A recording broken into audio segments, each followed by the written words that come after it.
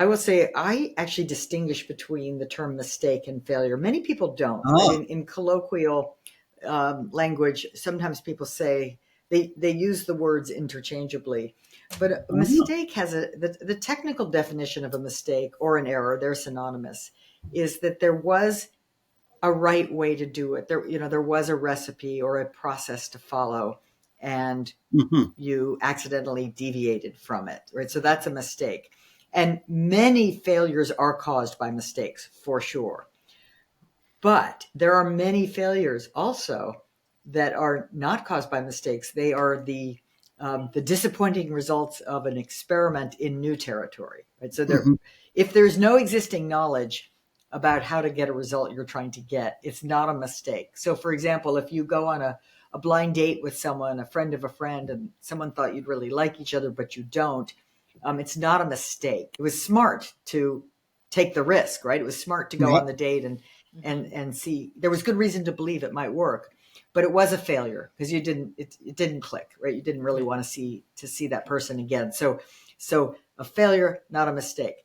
And now that preamble helps me distinguish between basic failures, complex failures, and intelligent failures. Okay. Well, basic failure is the kind that is indeed caused by mistake, right? We're in familiar territory. There's a right way to do something, make the chocolate chip cookies or what have you, and by mistake you forgot to put in the sugar, right? They taste awful Mhm. or they don't taste very good anyway, right? So that's a failed batch of cookies because of this little mistake that was made. Right.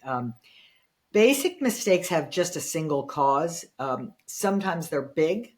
There are plane crashes that were the result of a basic failure to turn the anti-ice on, for Yep. example, when it should have been on in a cold, Mm-hmm. icy winter day. And of course, that's a tragic failure. But in my categorization, it's still basic. And I hope you hear me as saying, because I mean to, basic failures are preventable. And when we're at our best, whether as individuals or organizations, we're preventing as many basic failures as possible. If in fact we can aspire to prevent all of them. Now, a complex failure is multi-causal. They're the kinds of perfect storms that happen when a handful of factors come together in just the wrong way to produce a failure. But any one of those factors on their own would not have been sufficient to cause a failure. So small deviations, there's let's say you fail to make a delivery for a key corporate customer because your supplier didn't bring you enough last time, and then there was some employees who were sick, so they couldn't come to work that day.